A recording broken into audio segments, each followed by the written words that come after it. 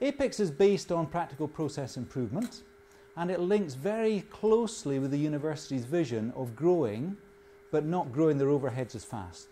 So the aim is to grow at 6%, and we want to streamline our processes so that we can actually achieve more by taking out a lot of waste that we have within the university processes. Every organisation that's at the top of their niche has some form of continuous improvement programme, and I think that this one is the best that Aston University has chosen, and you'll see an example of it this morning. It's based on 3 principles: logical simplicity, practical methods and tools, and involve everyone. And the aim of the whole thing is to increase the surplus so that we can reinvest it for the benefit of the university and the students and the research staff. You'll see the presentation by the spokespersons based on an 8-step method. This is how to solve a problem, and you'll see how we'll work through steps 1 to 8 as we follow through the project. So that'll be at the top of each slide, so you can orientate yourself as to where you are within that problem-solving methodology. I make a joke about that. This is my favourite slide, and I say this every time, but I think this is very, very important to the process, because we give the team 100% of the process at the start. And they start applying the tools and the methods, and what they do is they narrow down. That we use their opinion, their experience of actually working within the process to try and select where they think the problem is. And then we back that up by doing data analysis. And at the end of it, the solutions should be the 20% of the process that's causing 80% of the hassle. We are not going to solve every aspect of every problem.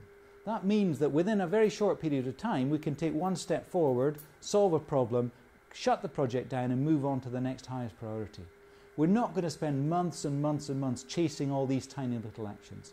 We're looking for the big issue, solve that, and then move on. It is 8 formal days. The first 3 days are training. Days 1 and 2 are back to back, and they're about the structure and the tools. On day 3, which is a week later, we do very simple data analysis. And then the remaining days are coaching days, where we help the team by showing them how to work around that 8-step method and how to apply the tools in order to solve the problem in the simplest, most efficient way. And at the bottom, we come to the report out, which is today. That's the formal presentation, an update to the stakeholders of where we are in the actual project.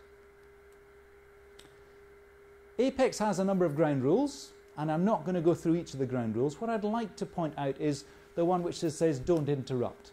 So please, phones on mute, and particularly hold questions till the end.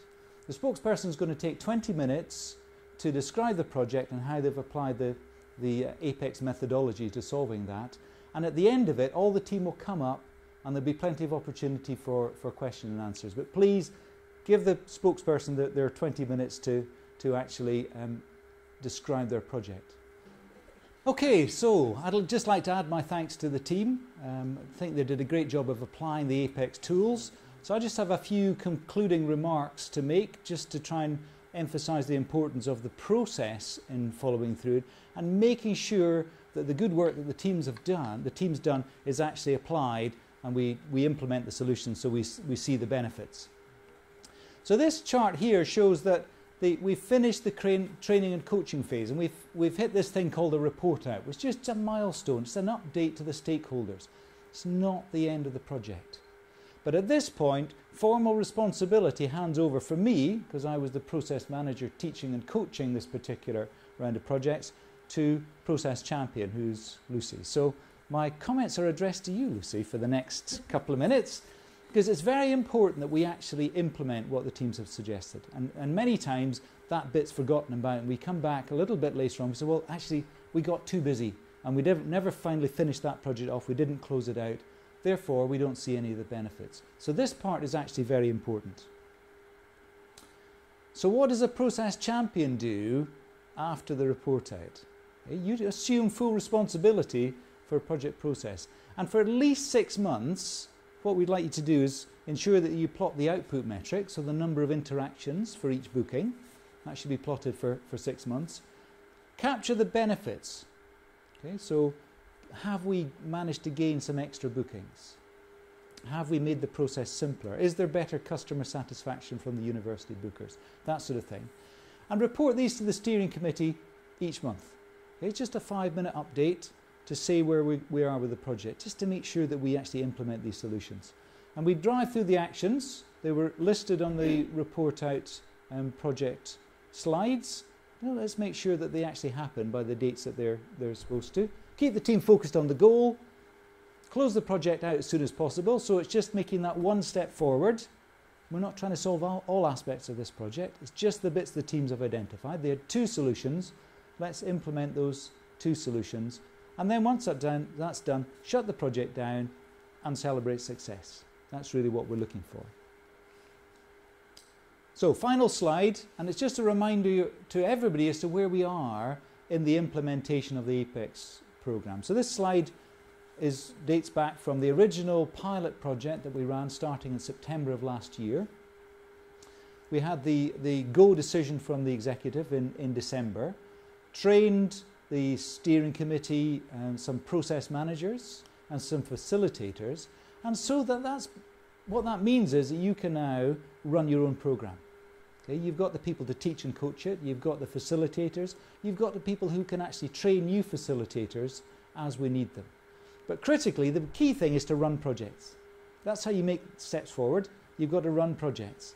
So we're now at the end of the second set of APEX projects. We've had a number of process managers observing that.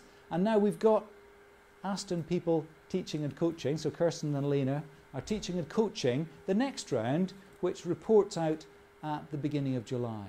And we've got a number of people from those teams present this morning, which is great to see, so they can see how a report out actually works.